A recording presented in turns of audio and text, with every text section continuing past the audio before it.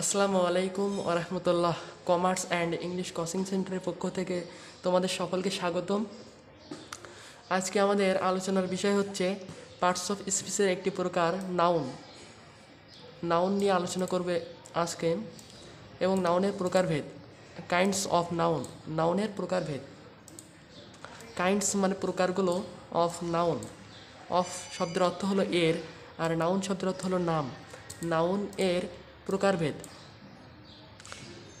তো আজকে নাউনের প্রকারভেদ নিয়ে আলোচনা করব। নাউনকে প্রধানত দুইটি ভাগে ভাগ করা হয়, একটি হলো কংক্রিট নাউন আর একটি হলো অ্যাবস্ট্র্যাক্ট নাউন। কংক্রিট নাউন বলতে সে ধরনের নাউনকে বোঝায় যেগুলো ইন্দ্রিয় দ্বারা উপলব্ধি করা যায়, যেমন যেগুলোকে আমরা স্পর্শ করতে পারি, যেগুলোকে আমরা স্বাদ নিতে পারি, যেগুলোকে আমরা দেখতে পারি। যেমন কিছু উদাহরণ দেখা যায়, যেমন বুক, বই, এটা আমরা স্পর্শ করতে পারি এবং দেখা যায়, সুতরাং এটা কংক্রিট নাউন। ম্যান, মানুষদেরকে আমরা স্পর্শ করতে পারি এবং দেখতে পারি, সুতরাং এই ম্যান শব্দটি কংক্রিট নাউন। পিপুল, লোকজনকে আমরা দেখতে পারি এবং তাদেরকে স্পর্শও করতে পারি, সুতরাং এখানে পিপুল কংক্রিট নাউন। সুগার, চিনি কিন্তু আমরা দেখতে পারি এবং এটা স্বাদ নিতে পারি, সুতরাং এটা যেহেতু ইন্দ্রিয় দ্বারা উপলব্ধি করা যায়, সুতরাং এটাও কংক্রিট নাউন। রহিম হলো একজনের নাম, তো রহিমকে আমরা স্পর্শ করতে পারি, তাকে দেখতে পারি, সুতরাং এটাও হলো কংক্রিট নাউন। এরপরে অ্যাবস্ট্র্যাক্ট নাউন, যে সকল নাউন ইন্দ্রিয় দ্বারা উপলব্ধি করা যায় না, যা অনুভব করতে হয় এবং যেগুলো গুণবাচক, যেমন এগুলোকে গোনাও যায় না, যেমন অনেস্টি, সততাকে আমরা দেখতে পারি না এবং স্পর্শও করতে পারি না।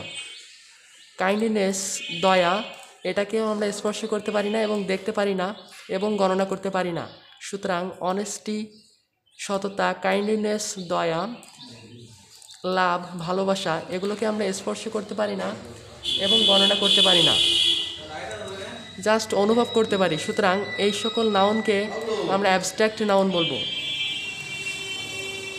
যে সকল নাউনকে আমরা গণনা করতে পারি না, জাস্ট অনুভব করা যায়, তাকে অ্যাবস্ট্র্যাক্ট নাউন বলে। অনুভব করা যায়, অনেস্টি, সততা, কখনোই আমরা এটাকে দেখতে পারি না, এটাকে আমরা অনুভব করতে হয়। কাইন্ডনেস, দয়া, মানুষের দয়ার, এটা আমরা দেখতে পারি না, জাস্ট অনুভব করতে হয়। ভালোবাসাও দেখা যায় না, এটা অনুভব করতে হয়, সুতরাং এবার আমরা কংক্রিট নাউনের একটি প্রকারভেদ নিয়ে আলোচনা করব, সেটি হচ্ছে প্রপার নাউন। প্রপার নাউন বলতে নির্দিষ্ট ব্যক্তি, বস্তু ও প্রাণী অথবা স্থানের নামকে বোঝায়। নির্দিষ্ট ব্যক্তি, বস্তু ও প্রাণীর নামকে প্রপার নাউন বলা হয়। যেমন নির্দিষ্ট ব্যক্তির নাম জাকির, মাহফুজ, মোহিত, রাকিব, মাধবী, এগুলো নির্দিষ্ট ব্যক্তির নাম। নির্দিষ্ট ব্যক্তির নামের ক্ষেত্রে আমরা যে সকল শব্দ ব্যবহার করি সেগুলোকে বলা হয় প্রপার নাউন।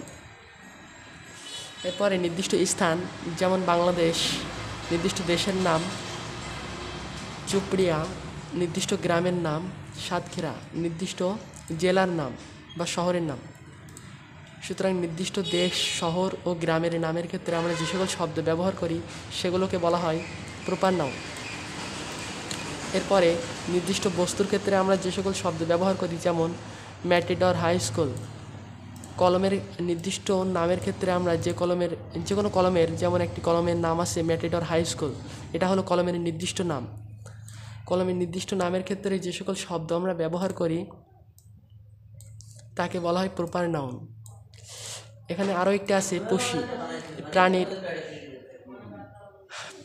প্রাণীর যদি আমরা নির্দিষ্ট নাম দিয়ে থাকি, যেমন বিড়ালকে আমরা অনেক সময় আদরে ডাকি পুষি বলে, যেহেতু বিড়ালকে আমরা এই নির্দিষ্ট নামটি দিয়েছি, অন্য কাউকে আমরা এই নাম ধরে ডাকি না, শুধু নির্দিষ্ট করে ওই বিড়ালকেই ডাকি, সুতরাং এই নির্দিষ্ট নামকে আমরা বলবো প্রপার নাউন।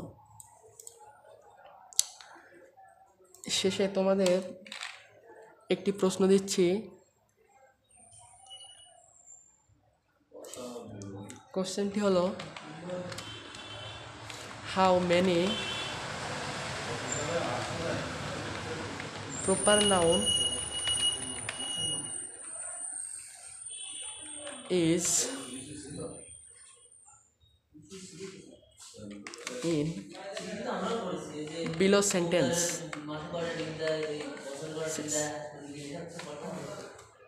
দুইটি সেন্টেন্সের ভিতরে কয়টি প্রপার নাউন আছে এটা তোমাদের কাছ থেকে আমি আশা করব এবং তোমরা উত্তর দিবে, কমেন্ট বক্সে লিখে উত্তর দিবে। তো আজকে এই পর্যন্তই।